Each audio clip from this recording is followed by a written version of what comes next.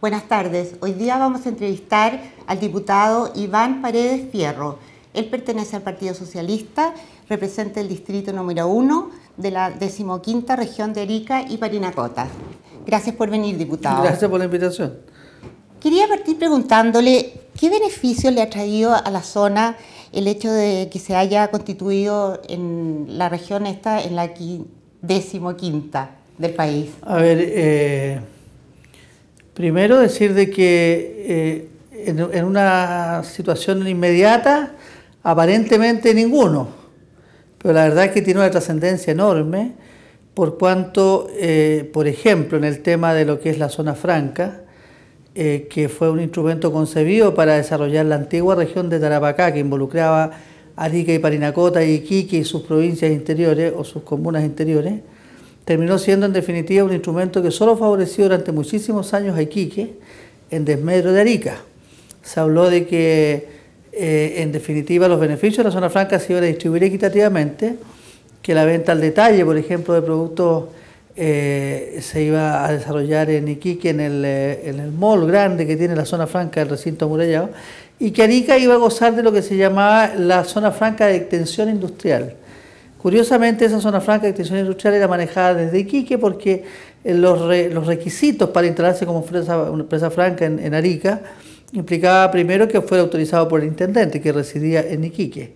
Segundo, que la propia zona franca de Iquique, que era la empresa administradora del sistema franco, autorizara o era la que establecía si la empresa cumplía o no con los requisitos.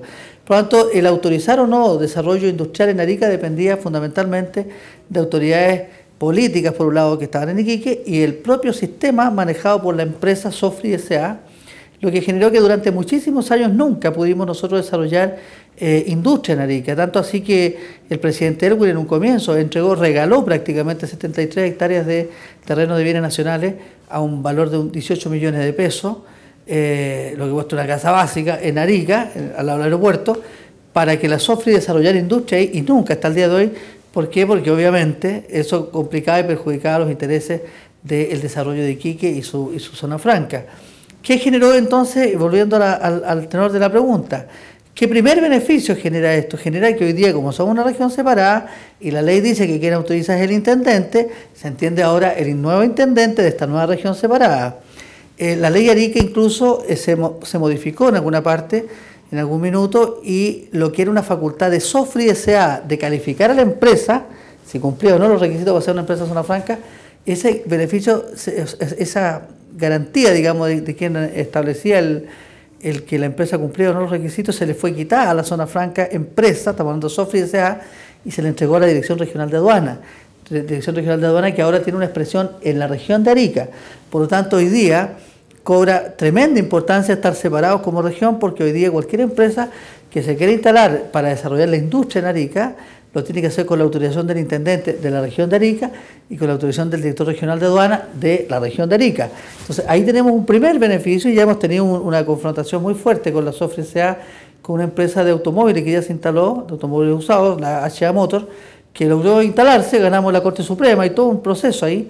Esto es una pelea de muchos años. Entonces la primera cosa que a mí me aparece en la pantalla, ¿qué beneficio le trae a Arica ser región separada de Iquique? El primero es ese, que va a generar una cantidad enorme de empresas que se van a empezar a instalar, algunas que ya están instaladas en Iquique, que se quieren venir, porque los mercados están en Bolivia y Perú, a 300 kilómetros más cerca en Arica que en Iquique. O sea que esto se va a materializar en el mediano plazo, digamos. O sea, incluso ya esto partió, hay muchísimas empresas que ya están haciendo los trámites. ¿En qué etapa estamos hoy día? Estamos en la etapa de establecer o organizar o estructurar el sistema, porque esto va conectado con impuestos internos, no olvidemos que esto es una zona franca, de extensión industrial y una serie de beneficios, y por lo tanto tiene que estructurarse un sistema que permita tener un control adecuado y que esto sea supervisado y controlado por aduana, por impuestos internos y una serie de servicios. Por lo tanto, un proceso relativamente lento, pero la decisión política está tomada. La presidenta Bachelet en 2 oportunidades ha comprometido públicamente en Arica la autonomía de la zona franca de extensión industrial de Arica, y esa es la gran apuesta para el futuro mediano del desarrollo de Arica. Diputado, usted es el presidente de la Comisión de Defensa. Así es. Entonces, me gustaría si usted le puede explicar a la gente en qué está en estos momentos la comisión. Bueno, la Comisión de Defensa, primero que todo, tiene que ver con como lo dice el nombre, tiene que ver con los temas de defensa, tiene que ver con las Fuerzas Armadas, su situación previsional, con los presupuestos para la defensa, situaciones que hay que investigar. El común ciudadano no conoce estos nombres medio rimbombantes, así parece el presidente de la Comisión de Defensa, me parece como con unas jinetas enormes, y la verdad es que es parte del rol del Parlamento. Las comisiones existen, y una comisión permanente, y una importante comisión, creo yo, es la Comisión de Defensa. Y estamos hoy día viendo un proyecto de ley que dice relación con los ascensos póstumos de funcionarios de carabineros que mueren en actos de servicio y que normalmente se les subía un grado 2, y la idea es subirlo al máximo, el escalafón. Si a un carabinero, por ejemplo, ojalá y fallece en acto de servicio, ese ascenso póstumo en beneficio de la pensión que quede a su viuda sea al máximo punto del escalafón y no 1 o 2. Podemos hablar de los oficiales que murieron con el general Bernales, por ejemplo, en el caso de los oficiales. Hoy día estamos en eso. Acaba de ingresar al Congreso y ya está en la Comisión de Defensa la ley, la modificación o la propuesta de modificación de la ley reserva del cobre, que permitía que el 10% de las utilidades del cobre iban al presupuesto de la defensa. Ahí tenemos un debate bastante importante que se va a dar en Chile. Yo tengo una opinión y una postura clara en eso, pero obviamente no es el tenor de la pregunta, es un poco explicar en qué estamos. Hemos estado también investigando algunas situaciones, como las denuncias que se han hecho a propósito de las compras y coimas eventuales en el tema de los tanques Leopard, por ejemplo, situaciones como la de los Mirage en algún minuto, belgas, y hay una serie de temas que pasan regularmente por la Comisión de Defensa cuando involucran a alguna institución de la Defensa Nacional. Bueno, estamos también viendo los temas que se generan y se producen con los países vecinos, todo esto de la Haya y esta demanda, me parece ilegítima, del Perú. Yo soy diputado del Distrito 1, yo fui alcalde de Arica 6 años, así que conozco de lo que estoy hablando. Nos parece de verdad un exceso, y que además renta mucho políticamente en el Perú levantar olitas con temas con Chile, y esa es una cuestión que también nos ha tenido algo atentos y preocupados, reuniéndonos con los altos mandos militares, con el ministro de Defensa, y tener información actualizada de las situaciones que se van generando a propósito de esta demanda. Ahora, bueno, todos hemos visto el ruido que está haciendo Perú a propósito de este ejercicio militar aéreo que va a haber en Antofagasta, la operación Salitre, si no me equivoco se llama, tiene un nombre, en la Fuerza Aérea, que es una que regularmente se hace, y que bueno, ha herido ciertas suspicacias, ha generado ciertas suspicacias, ha herido ciertas susceptibilidades en el Perú. Y bueno, eso es como propio de nuestro rol, y es lo que hemos estado haciendo en las últimas semanas. ¿Y cuál es su opinión sobre el 10% del presupuesto de las Fuerzas Armadas? Yo creo que la ley de defensa, o sea, la ley de presupuesto de las Fuerzas Armadas, a propósito de estamos hablando de la ley del cobre, debe ser modificada, pero yo tengo una particular opinión en el sentido de que no siempre estar de acuerdo con modificar la ley reservada del cobre para efecto del presupuesto de las Fuerzas Armadas. No siempre eso es sinónimo de estar por quitarle a las Fuerzas Armadas recursos para la defensa. Yo creo que son dos cosas distintas, pero se ha hecho una especie de prejuicio sobre eso. Todo diputado que está por modificar la norma se cree que está en contra del presupuesto de las Fuerzas Armadas. Yo no comparto eso. Vivo en una zona donde la seguridad nacional y el presupuesto de la defensa tiene una importancia vital. Lo que sí creo es que debe establecerse ciertos procedimientos por los cuales, modificada la norma, se permita o se garantice que las Fuerzas Armadas tengan los recursos para satisfacer todas sus necesidades en defensa, pero yo creo que además debe ampliarse el criterio y el concepto de lo que es la defensa. La defensa no solamente, en mi opinión, es comprar aviones, comprar tanques y comprar barcos, sino que creo que también tiene que ver con la energía, por ejemplo, cómo funciona, cómo se defiende un país ante un evento bélico si no tiene combustible, por ejemplo, no tiene recursos. Todos los estudios que tienen que ver con la energía atómica, por ejemplo, a propósito de estos reactores, que es una idea que anda circulando para satisfacer una necesidad histórica y natural de Chile. Nosotros no generamos prácticamente nada del combustible que consumimos, ni el 10% del petróleo que consume Chile se genera aquí. Somos muy dependientes y por lo tanto todos los estudios que hay que hacer debieran manejarse también desde el concepto de la defensa. No solamente abastecer al país de la energía para funcionar en la industria o la calefacción, una cosa más básica, sino que el tema de la energía debe obviamente ser entendido como un tema de defensa. Por lo tanto, yo tengo una mirada bastante más amplia y menos sesgada de lo que pueda imaginarse alguien, porque yo estoy de acuerdo con que hay que modificar la ley reservada del cobre, pero en ese concepto, las fronteras interiores, todo lo que tiene que ver con el tema de la conectividad, los caminos, los puentes, no solamente están asociados con la interconexión y el intercambio comercial de una región y otra, también tiene que ver con la seguridad nacional, las alternativas o sea, hay un conjunto de variables que no siempre se asocian con el tema de la defensa. Entonces, muchos de esos recursos a lo mejor es un poco ampliar los criterios para que esos recursos también se inviertan en infraestructura caminera, en puentes, cuando son zonas estratégicas del país, pistas de aterrizaje, por ejemplo, en el norte. Y podríamos mencionar muchas que en épocas de paz se ocupan para el servicio del desarrollo del país y de la vida de calidad, con calidad de vida en zonas retiradas del centro del país, pero habrán momentos en que así como en caso de un conflicto bélico, hasta los buques mercantes se emplean para servir a los intereses del país, en este país y en cualquier otro. Nunca me voy a olvidar de cuando Inglaterra tuvo el conflicto con Argentina a propósito de las Islas Malvinas, Falkland como dicen los ingleses, pero yo creo Malvinas, hasta el Queen Elizabeth, que era un barco enorme manejado por la familia real, fue habilitado para movilización de tropas y cosas por el estilo. Entonces, en ese mismo concepto, yo creo que es posible ampliar un poquitito el abanico y entender la defensa nacional y el presupuesto de defensa algo más allá que la compra de tanques, de aviones y barcos. O sea, hay muchas otras cosas que se pueden entender vinculadas con el tema de la seguridad nacional, con la defensa. El tema de la energía creo que es fundamental. Diputado, usted habla de la energía nuclear. ¿Supo de algún accidente que habría habido respecto a energía nuclear? ¿Dónde? ¿No me habla de Chernobyl usted? ¿No me habla de Chernobyl? No, en una revista de acá de Santiago salió. No me acuerdo. Bueno, yo lo voy a ilustrar un poco más en eso, porque la denuncia la hice yo. En Lo Aguirre. En la revista El Periodista. El Periodista. Mire, lo que pasa ahí es que yo hice una denuncia. Por una circunstancia de la vida, yo conozco a una familia en la ciudad de Curicó. En su casa yo me casé y tengo una vinculación con ellos muy estrecha, de muchos años. Y después de mucho tiempo me entero de que el Arturo, a quien conocí de 4 años, hizo servicio militar en el Curicó, lo trasladaron a Santiago, estuvo aquí en Lo Aguirre, y que coincidentemente con la situación que afectó a otros compañeros de promoción que estuvieron en el mismo lugar, murió de leucemia.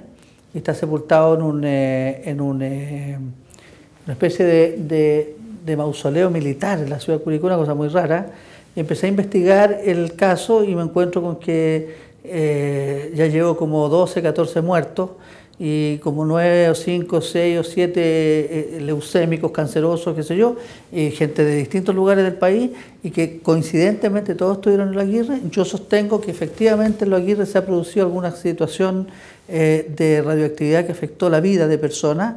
Entiendo que hay una demanda, son más de 90 los jóvenes de Curicó que estuvieron ahí, y por lo tanto, si su pregunta está orientada dado que yo hablé de la energía nuclear, ¿acaso yo soy por esa situación contrario a que se estudie la energía nuclear? Le digo que no, precisamente para que quede claro que mi postura no tiene que ver en la denuncia que estoy haciendo con que me oponga a que la energía nuclear sea considerada, pero yo creo que una cuestión tan delicada como esa debe manejarse por personas serias, responsables.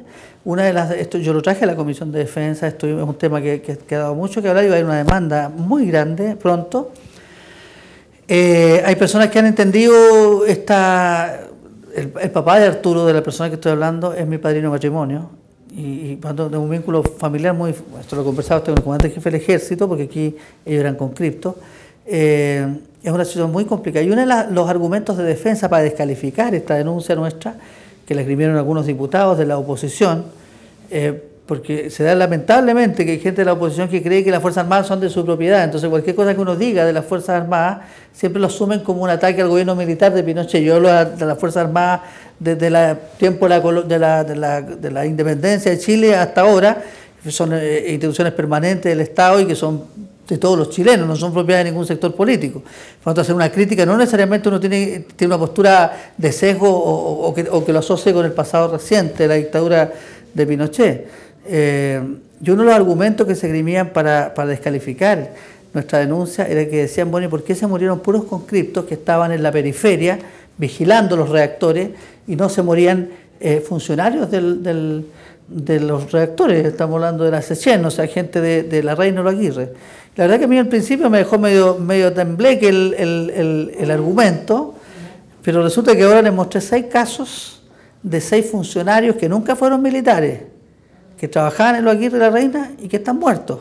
Están muertos por cánceres también, de los mismos tipos que murieron los conscriptos que estaban por fuera. Entonces, si uno mira la estadística de leucemia, es un 0,3 por cada 100.000, no un 0,3%, por cada 100.000. O sea, 6 estadios nacionales repletos de bote a bote para encontrar un caso de leucemia naturalmente provocada. Y aquí tenemos un grupo de 90 y tantos cabros, donde aparecen 6, 7, 8 cabros con leucemia, 2 muertos, uno muy mal, haciéndole trasplante de médula, otro con un cáncer al recto, otro con un cáncer al cerebro, otro con un cáncer a un testículo, otro, Arturo, su hermana mayor, que le lavaba la ropa contaminada, murió de un cáncer al hígado. O sea, mi padrino tenía 3 hijos, 2 hijas mujeres y un hijo, y le queda su pura hija menor porque su hija mayor y su hijo que hizo servicio en Los Aguirre, los 2 están muertos.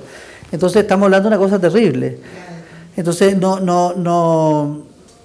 y reitero, mi postura en eso, cualquiera podría pensar de que yo soy un recalcitrante opositor a la energía nuclear. La verdad que muy lejos de eso.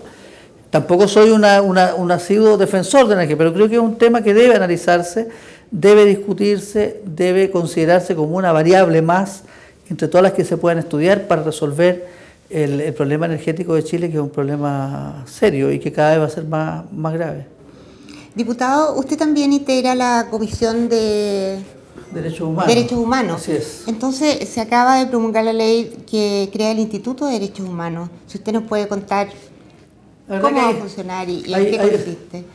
No sé si sea yo la persona más indicada, ¿no? Porque la verdad que ha sido bastante controversial el estar defendiendo una cuestión que nos parece de justicia que se cree, y por otro lado, y al mismo tiempo, sentir la presión y la crítica dura en contra nuestra si aprobamos por parte de las organizaciones de derechos humanos. Las agrupaciones de familiares detenidos desaparecidos se oponen rotundamente a la creación del Instituto de Derechos Humanos en los términos que está planteado. Hay una serie de matices ahí que no tendríamos tiempo aquí como para analizarlo, pero evidentemente hay cuestiones que han generado una controversia bastante importante. Desde mi perspectiva, con todas las deficiencias que el proyecto o la instancia que se crea pueda tener, siempre es mejor que se cree hoy día, sin tener certeza de qué va a pasar un eventual gobierno futuro. Ni Dios lo quiera, gana Piñera, pero me pregunto yo, no sé si le interese mucho crear el Instituto de Derechos Humanos. Entonces era como una apuesta y si hay que mejorar, mejoremos. Y bueno, junto con esto se abrió las comisiones VALEX y la comisión RETIC con el fin de que más víctimas de violaciones de derechos humanos que no hayan alcanzado a calificar o a resolver su situación se puedan hacer ahora nuevamente. Pero eso parece más bien como un paliativo, así como para que... Bueno, y había algunos puntos jurídicamente bastante discutibles que generaron una gran controversia en la comisión misma. Se solicitó la visita de expertos, de Enrique Curi, que es un gran penalista, estuvo en la comisión y dio su punto de vista. Juan Bustos fue un gran defensor, un gran diputado, un gran amigo, además una persona que yo quise muchísimo, era un grande amigo. Juanito siempre estuvo por la creación del instituto.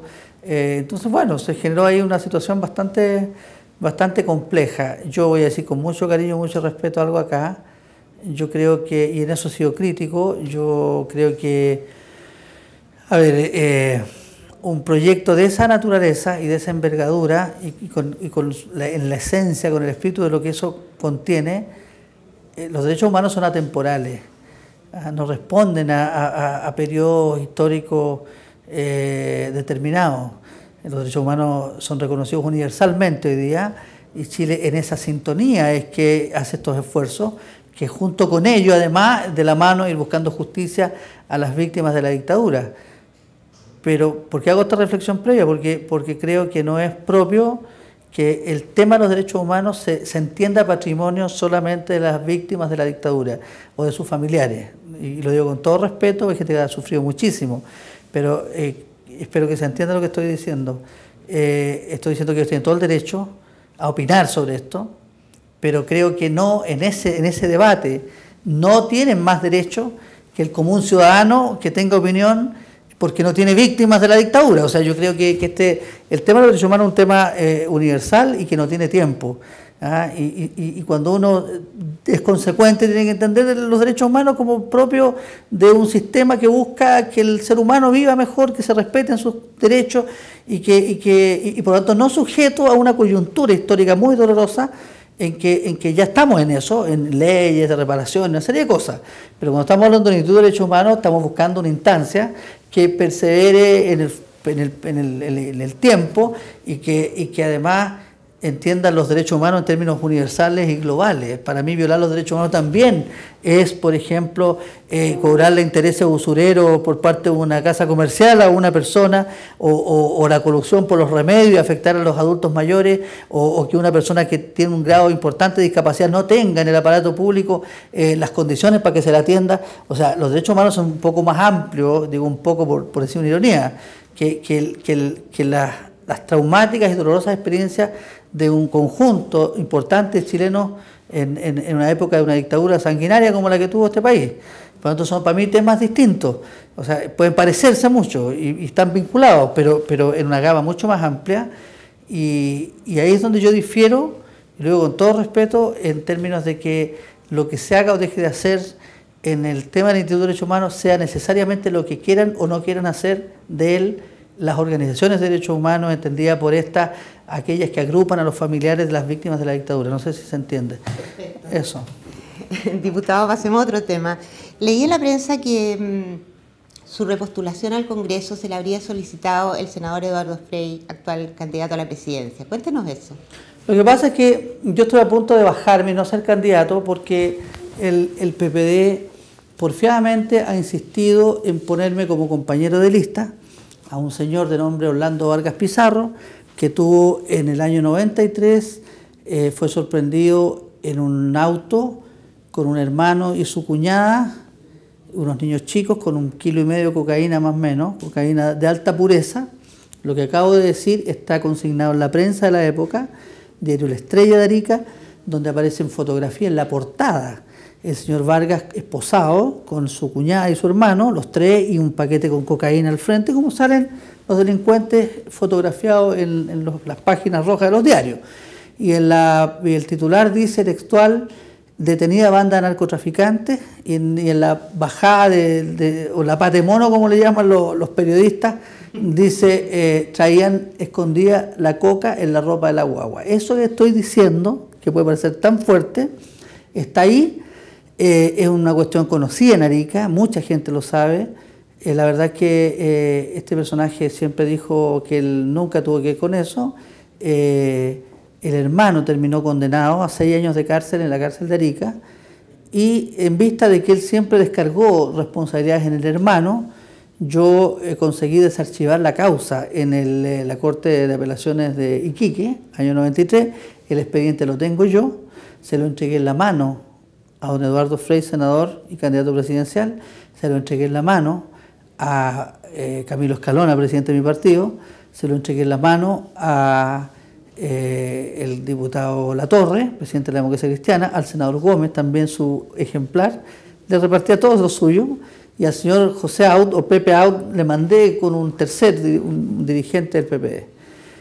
Lo grave que tiene esto, porque alguien podrá decir, bueno, a lo mejor efectivamente era el hermano el que llevaba la coca en el auto, y este caballero resultó ser una blanca paloma víctima de la irresponsabilidad de su hermano. Pues eso puede pasar. Caín mató a Abel, según la Biblia, si que hay hermanos, malas personas también. El problema que tiene esto es que cuando usted lee el expediente, que yo lo tengo en mi poder, es más, lo tengo aquí en mi oficina en el Congreso, se lo puedo mostrar, donde usted lee la confesión extrajudicial del señor Orlando Vargas Pizarro, firmada por él, reconoce que llevaba la coca con el hermano. Eso está ahí y se lo puedo mostrar ahora, o sea, así de duro. Él reconoce en la declaración de investigación apenas detenido, fue detenido en Iquique, en la Plaza Prat, frente al Hotel Prat, le llevaron la cocaína efectivamente la traían escondida en la ropa de la guagua, la traían en un neceser que manejaba la mamá de los niños que iban en el auto, siempre en pleno conocimiento de los tres, de que esa droga iba ahí. De hecho, el propio Orlando Vargas, candidato hoy día del PPD, compañero de lista mío, confiesa con su propia firma, usted lo ve y ve la firma de él al pie de su declaración extrajudicial. Después de esto, usted con justa razón podría preguntarse, bueno, ¿y cómo no termina condenado entonces? Lo que pasa es que en definitiva empieza, bueno, en el expediente aparece el sometimiento a proceso de los tres. Raúl Mera se llamaba el juez que los procesó a los tres en Iquique. En el proceso mismo empieza a producirse una cuestión que era muy común en el antiguo sistema. En el actual sistema es imposible, los tres habrían ido para adentro. Pero en el antiguo sistema caía una banda de 5 o 6 narcotraficantes, uno se cargaba, y si era menor de edad mejor todavía, y le llevaban cigarros, le apelaban de recursos a la familia. Esas cosas eran una práctica muy común en el mundo del delito, sobre todo el narcotráfico. Y en el proceso, el hermano, para sacar a su mujer, que además estaba con los niños chicos, empieza a echarse la culpa y empieza a sacar a la mujer y empieza a sacarlo a él también, y terminan los dos librando y el hermano condenado solo en esta causa. Estuvo 6 años en la cárcel de Arica, eso es un hecho público y conocido en Arica.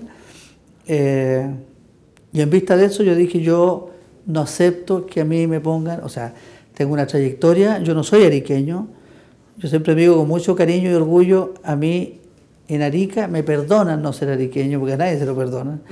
Yo fui concejal, fui alcalde 6 años de Arica, llevo 2 periodos en la Cámara de Diputados, fui presidente de una junta de vecinos antes de ser alcalde. Mis 3 hijos, el mayor es abogado, tiene 25 años, los 3 son ariqueños.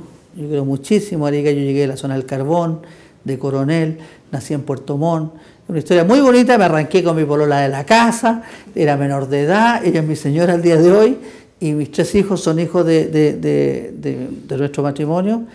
Y entonces me pareció de verdad un insulto que el PPD no tuviera otro compañero de lista que ponerme que no sea una persona que fue procesada por narcotráfico. Eso es un hecho conocido. Yo no. Bueno, y dije yo, si no, el PPD no baja a este señor, entonces yo pido que a mí no me inscriban si voy con él. Y así fue, pues. Entonces, bueno, se generó una conversación con Camilo Escalona y me llamó a una conversación con el senador Frey, a quien yo le tengo un gran respeto. Él, cuando era presidente de la República, yo era alcalde de Arica, él estuvo en el Estadio Carlos Diego, un acto maravilloso, más de 20.000 personas, cuando fue a firmar la ley Arica. Yo lo declaré hijo ilustre de Arica en ese acto, hay unas imágenes muy bonitas. Y bueno, y conversando, pues se me planteó el riesgo cierto de que si yo no iba a este personaje lo podían doblar. En principio la idea era que lo bajaran, pero el PPD lo defendió a muerte. Las irresponsabilidades del PPD no son nuevas, por lo menos en el caso de Arica. El senador Flores fue un engendro del PPD, él lo llevó de candidato allá y terminó con una persona que se eligió y no apareció nunca más en Arica. Nunca movió un dedo por nada, yo solo he hecho en su cara, así que no tengo problema de decirlo acá, y por favor no me censuren ni me corten lo que estoy diciendo, me hago responsable absolutamente. El señor Flores fue una estafa completa para toda la región antigua de Tarapacá, no lo puede ver nadie en Arica, ese señor desaparece por allá y le van a decir de todo en la calle, nunca ha ido a un desfile para el aniversario de la ciudad, nunca nada, pues es una cosa muy rara. Bueno, ese es el PP. Y el PP después nos pone al señor Sancán de alcalde, que está a punto de ser acusado por fraude al fisco, en una denuncia que yo hice por unas platas que se robaron en la CONADI. Él ya está formalizado y va a ser acusado en las próximas semanas y yo tengo la certeza que va a ser condenado. Y la cereza del helado, el PP, entonces nos pone ahora este pastelito. O sea que ese es su compañero de lista. Ese es mi compañero de lista, por el señor que le acabo de escribir. Yo no sé si hablar de su currículum o hablar de su prontuario.